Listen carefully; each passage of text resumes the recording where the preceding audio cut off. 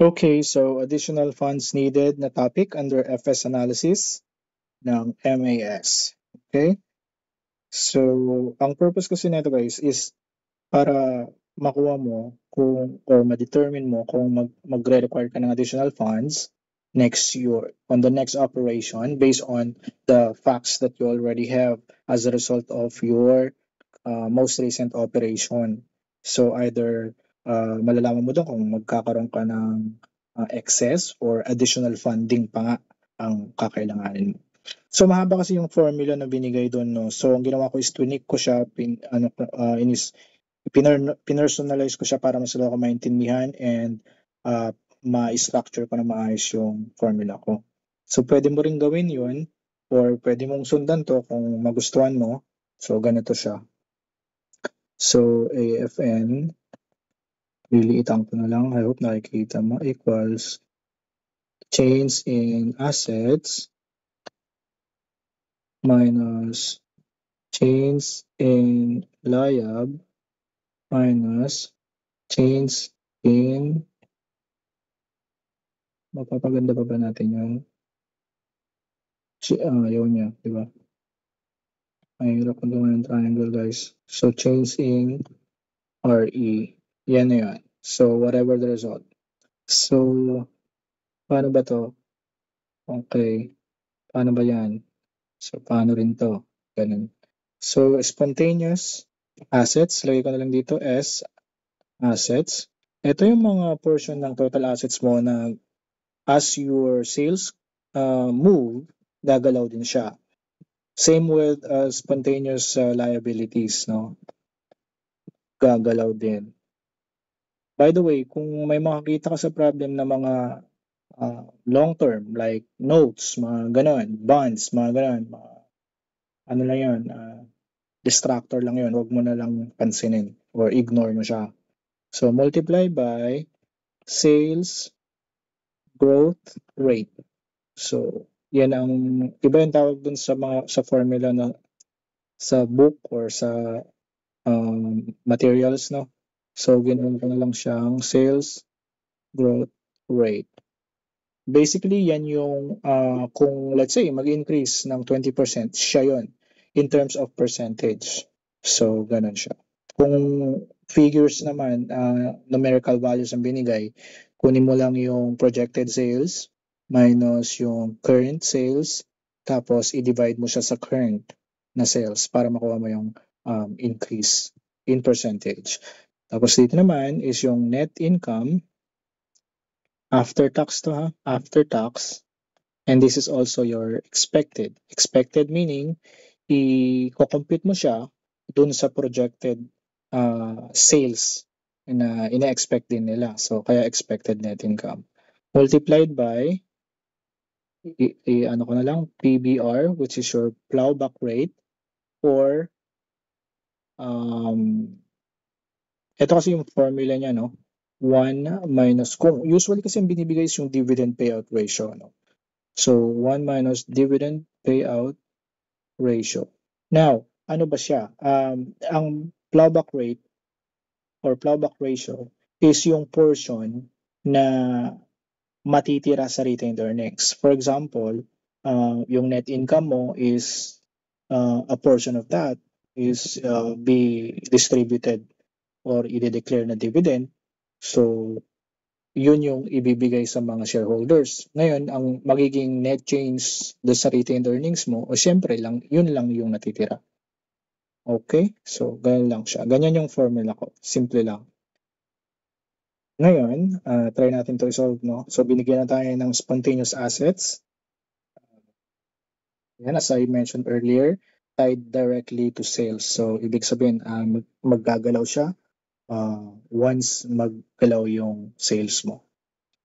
So, currently, ang most recent na sales nila is 15 million and they expect it to grow by 20% in the coming year.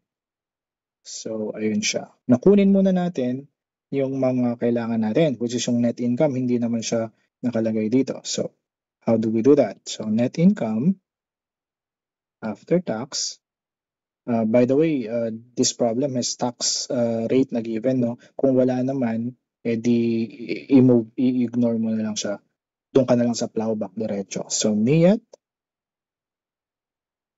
i-reduce natin sa tax after tax, no? So, 15 million this year, mag-grow daw siya ng 20, so that's multiplied by 120%.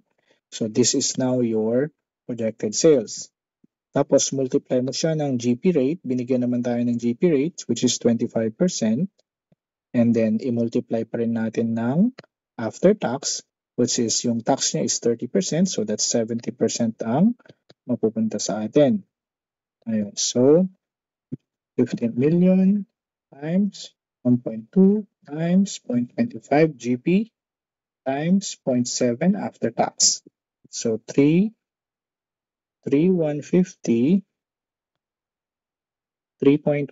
million. Alright, so what else do we need? Wala tayong plowback rate. So I've mentioned earlier, plowback rate is 1 minus dividend payout ratio, which is also 1 minus 60%. May iwan is 40% sa RE. Okay, so mukhang okay na tayo. So ilatag natin AFN equals, so we have 25 million, we have 18 million multiplied by, eto guys 20%. 20% sales growth rate. So tandaan mo yun, 20% din ito. Yung niyat natin is 3.1, wait lang, mali ako, 150 multiplied by plowback rate, which is 40%. So, oops, times 0.40. Pwede mo siyang umpisahan doon ulit. Sige, umpisahan natin dito sa una sa assets. So, that's 5 million minus 0.2. That's 3.6 million minus 150 times 0.4. That's 1.26 million. So, tingnan natin. Minus. All right, so we have 140. So since this is positive, ibig sabihin, that's the additional fund na requirement natin. So, ito siya. Letter B. Dali lang, di ba? So, dito naman tayo sa next. So, Oink Inc. Okay, itong pangalan nito. Oink Inc. determines that sales will increase from 500 to 650 the next year. Spontaneous assets are 70% of sales and spontaneous liabilities are 30% of sales. Oink Inc. has 15% profit margin and 30% dividend payout ratio. So, AFN ulit, ano? Ano ba ang requirement natin? Unang-una, wala tayong NIAT. So, wala namang tax na binigay this time. So, again, based sa projection, 650,000 next year. Huwag yung 500 gamitin mo, ha? Kung yung 500 ang gagamitin mo, i-adjust mo pa rin. So, anyway, 650,000 multiplied by, may GP rate ba tayo? Profit. Okay, so that's 15%. Yan. So, 650 times 0.15, that's 97,500. Ano pang wala tayo? Yung plowback rate. So, plowback rate, that's 1 minus yung dividend payout ratio natin at 30%. So, we now have 70% as yung plowback rate. What else we don't have? So, yung Sales growth rate. So wala tayo na. Sales G rate. That would be 650K minus 500K divided by 500K. Ganyan makukuha mo kung yung increase niya, no? So 650 minus 500, 150 divided by 500, that's 30% increase. So from 500 mapupunta sa 650, may 30% na increase. Ganun lang siya. What else na wala tayo? Try muna natin. Baka makita natin yung wala. Okay. So equals, this is, wala tayong spontaneous. Okay, spontaneous assets. So spontaneous assets, sabi niya 70% of sales. Ngayon tatanungin mo, anong sales gagamitin? Again, doon ka pa rin mag-base sa ngayon. Doon sa sales natin, just recent sales natin. So that's 500,000 times 70%. Likewise with spontaneous LIAB, that's 500,000 multiplied by 30%. So, tignan natin, 500 times 0.7, that's 350K. And 500 times 0.3, that's 150K. So, mukhang kompleto na tayo. So, 350 multiplied by rate, 30%, 150K times 30%, 97,500 multiplied by plowback rate, 70%. 50,000 times 0.3, that's 105,000 minus 150,000 divided by times 0.3, 45,000. Tama.